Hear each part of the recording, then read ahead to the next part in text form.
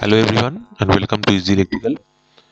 বন্ধুরা, তোমরা যারা এই WBSETCL জুনিয়র ইঞ্জিনিয়ারের জন্য প্রিপারেশন নিচ্ছ, তোমরা জানো যে আমাদের চ্যানেল থেকে কন্টিনিউয়াসলি 2016 এর পেপারসের সলিউশনস আসছে।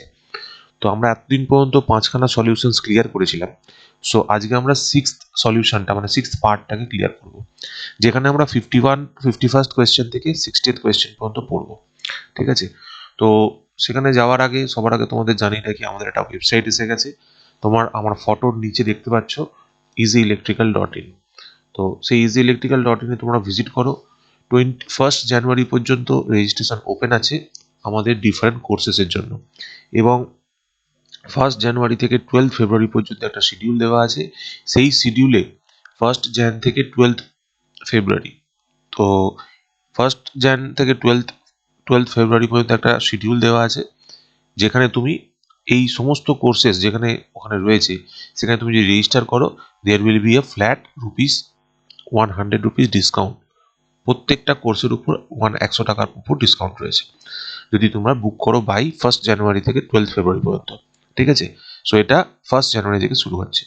নাও coming two today's part, that is আমাদের এখানে কোশ্চেন কি দিয়েছে দেখো।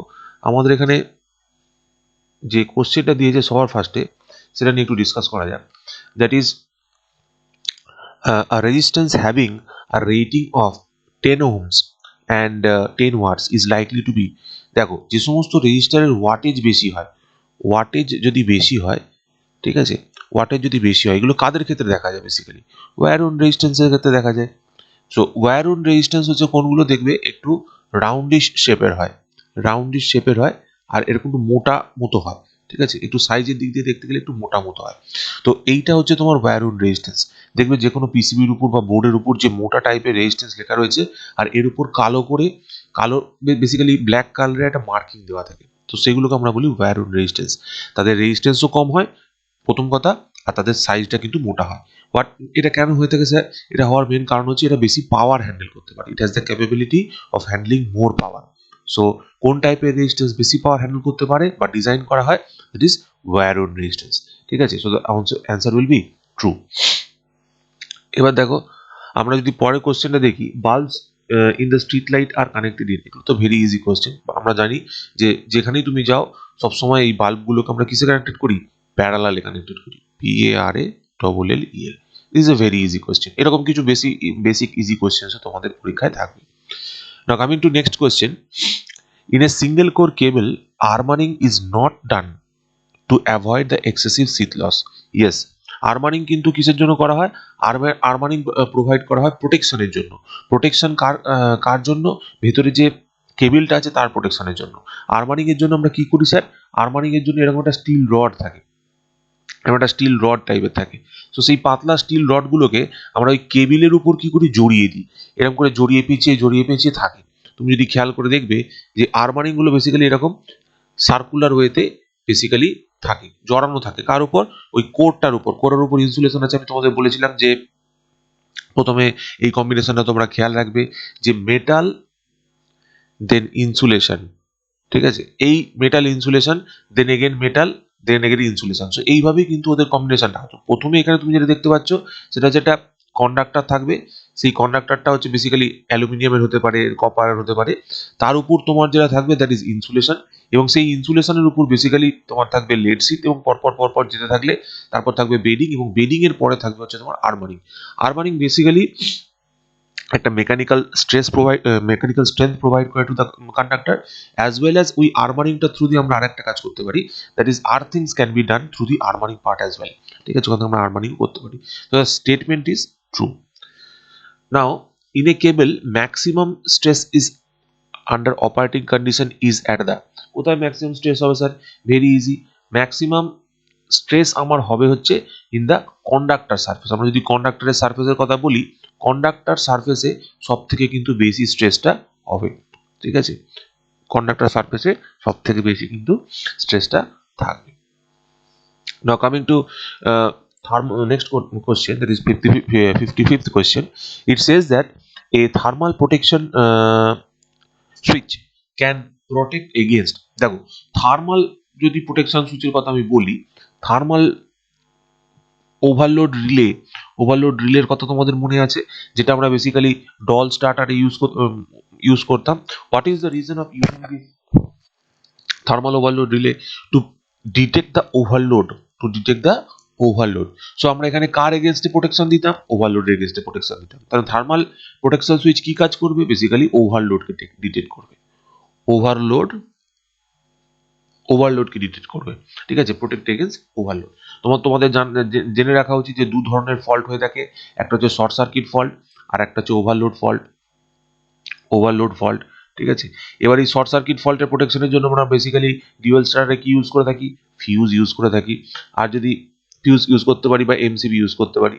আর ওভারলোড ফল্টের জন্য কি করে থাকি? বেসিক্যালি থার্মাল ওভারলোড রিলে আমরা ইউজ করে থাকি, থার্মাল ওভারলোড রিলে আমরা ইউজ করে থাকি, right.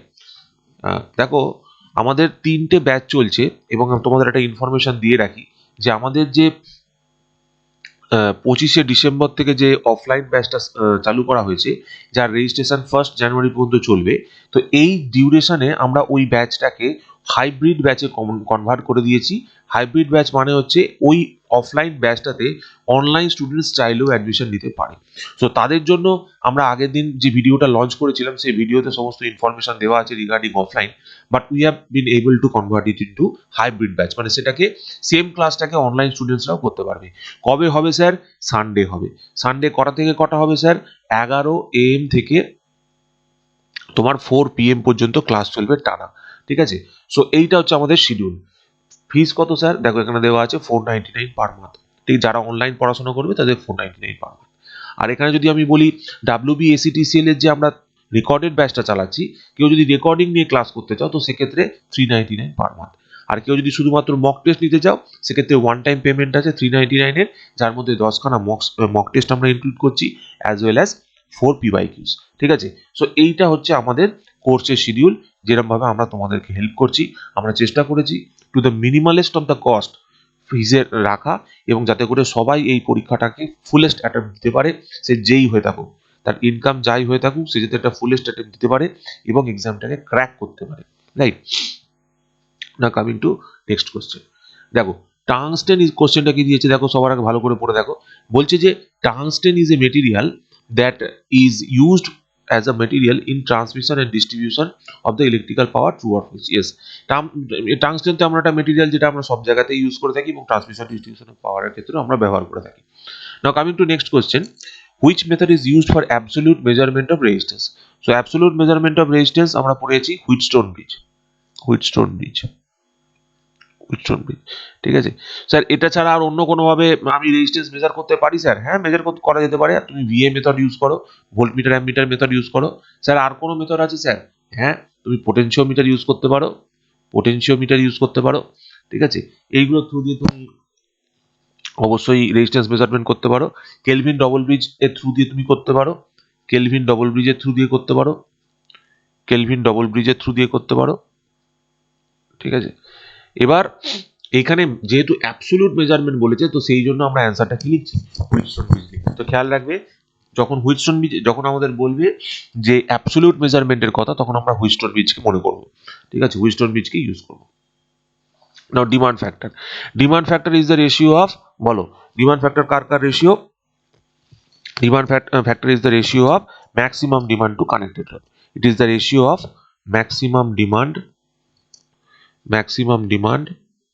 to connected load, to connected load, connected load. Sir এই রিলেটেড আর কি কোশ্চেন আসতে পারে? স্যার অনেক রকম আসতে পারে। কি রকম আসতে পারে? ফর এক্সাম্পল তোমাকে দিতে পারে লোড ফ্যাক্টর। লোড ফ্যাক্টর মানে হচ্ছে কি sir? Average demand by maximum demand. Basically demand কথাটার মানে হচ্ছে লোড, ঠিক আছে, ডিমান্ড কথাটা মানে হচ্ছে load.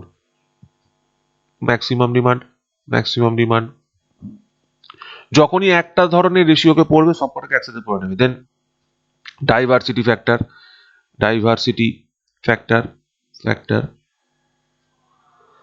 Some of individual maximum demand, sum of individual maximum demand divided by maximum demand of the plant,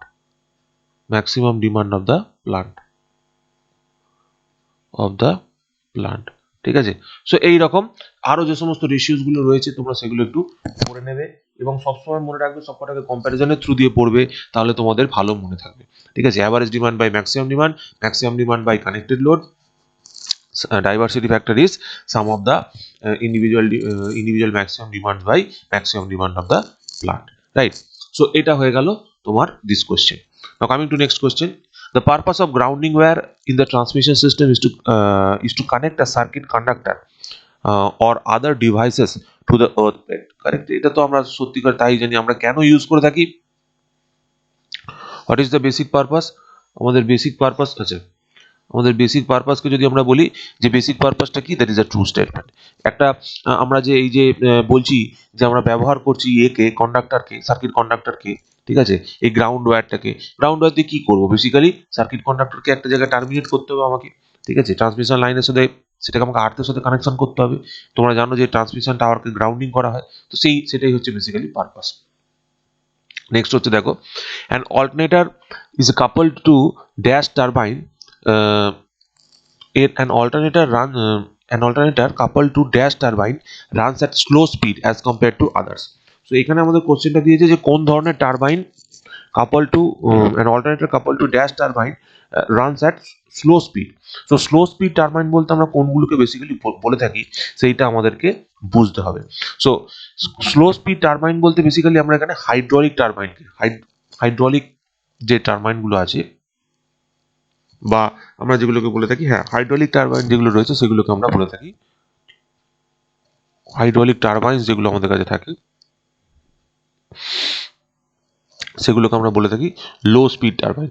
দেখো তোমাকে একটা ছোট্ট আইডিয়া দিই, আমরা সিলিন্ড্রিক্যাল পড়েছিলাম, সিলিন্ড্রিক্যাল পোল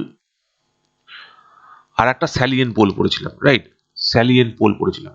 এবার সিলিন্ড্রিক্যাল পোলের মধ্যে বেসিক্যালি দুটো পোল থাকে, তাই তো, এবং স্যালিয়েন্ট পোলের ক্ষেত্রে basically greater than two poles আমাদের ক্ষেত্রে পসিবল, এবার যেখানে তোমার সিলিন্ড্রিক্যাল পোল থাকে সেখানে কিন্তু স্পিডটা সবসময় বেশি হয়। ঠিক আছে, it has the higher speed. Sir এটা আপনি কি করে বলছেন?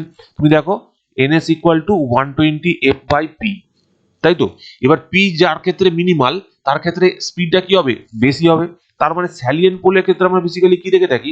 স্পিডটা কমে যায় as compare to a cylindrical pole. তাহলে এই যে অল্টারনেটরটা কাপল করা রয়েছে এখানে ড্যাশের মধ্যে তুমি যদি কোনো অপশন থাকতো যে স্যালিয়েন্ট পোল, তুমি স্যালিয়েন্ট পোল অল্টারনেটর, তো সেক্ষেত্রে তুমি বলতে পারতে। এখানে অ্যাকচুয়ালি টারবাইনের কথা বলেছে, বাট আমি অল্টারনেটরের কথা বলছি যে এখানে কিরকম অল্টারনেটরটা হবে তাহলে, যার স্পিড কম, যেখানে স্পিড কমের ব্যাপার রয়েছে সেখানে আমরা কোন ধরনের অল্টারনেটরকে ইউজ করব? সেটা হচ্ছে স্যালিয়েন্ট পোল। এবং যেখানে আমাদের স্পিড বেশি লাগবে সেখানে কাকে ইউজ করব? সেখানে সিলিন্ড্রিক্যাল রোটরকে ইউজ করব। So these are basically classifications of what? These are basically classifications of your alternator. So আজকে আমাদের ক্লাসটা এখানেই আমরা শেষ করছি। ঠিক আছে, তোমাদের যদি কোনো ডাউট থাকে এবং এই কোশ্চেন সম্বন্ধে, এই বিষয় সম্বন্ধে, তোমরা অবশ্যই আমাদেরকে কমেন্ট বক্সে লিখে জানাবে এবং আমরা ওইগুলোর সলিউশন তোমাদেরকে প্রোভাইড করবো। So thank you everyone for staying up to this point. এবং তোমরা মনে রাখবে যে আমাদের যে ক্লাস 25শে ডিসেম্বর থেকে আমাদের হাইব্রিড ব্যাচের অ্যাডমিশন শুরু হয়ে গেছে অনলাইন। ঠিক আছে, হাইব্রিড ব্যাচের অনলাইন অ্যাডমিশন শুরু হয়ে গেছে এবং 1 জানুয়ারি পর্যন্ত চলবে। তো তোমরা যারা বলছিলে আমাদেরকে স্যার একটা অনলাইন ব্যাচ দিন, তো সেই অনলাইন ব্যাচটা আমরা অলরেডি নিয়ে চলে এসেছি এবং তোমরা যদি রেজিস্টার করতে চাও ভেরি কুইকলি আমাদের সাথে রেজিস্টার করো। সো 25 ডিসেম্বর থেকে আমাদের রেজিস্ট্রেশন শুরু হয়েছে এবং 1 জানুয়ারি পর্যন্ত আমাদের রেজিস্ট্রেশন চলবে। 2 জানুয়ারি থেকে আমাদের ক্লাস চালু হবে। ঠিক আছে, 2 জানুয়ারি থেকে আমাদের অনলাইন ক্লাসেস এগেইন রিজিউম করছে। আমাদের অলরেডি একটা ব্যাচ চলছে, this will be our second batch running in the Sundays. এটা কেবলমাত্র সানডেজ চলবে। ঠিক আছে, ফর ফার্দার কোয়ারিজ তুমি অবশ্যই আমাকে এই নাম্বারে ফোন করে জিজ্ঞেস করে নেবে ডাইরেক্টলি। তোমরা যারা অ্যাডমিশন নিতে চাইছো তারা ডাইরেক্টলি আমাকে এখানে হোয়াটসঅ্যাপে মেসেজ করো, তার ফলে তোমাদের অ্যাডমিশনটা আরো ফাস্টার প্রসেসে হবে। ডাইরেক্টলি এখানে আমাকে হোয়াটসঅ্যাপে মেসেজ করো, তাহলেই হবে। So thank you everyone for staying up to this point and have a nice day. Thank you.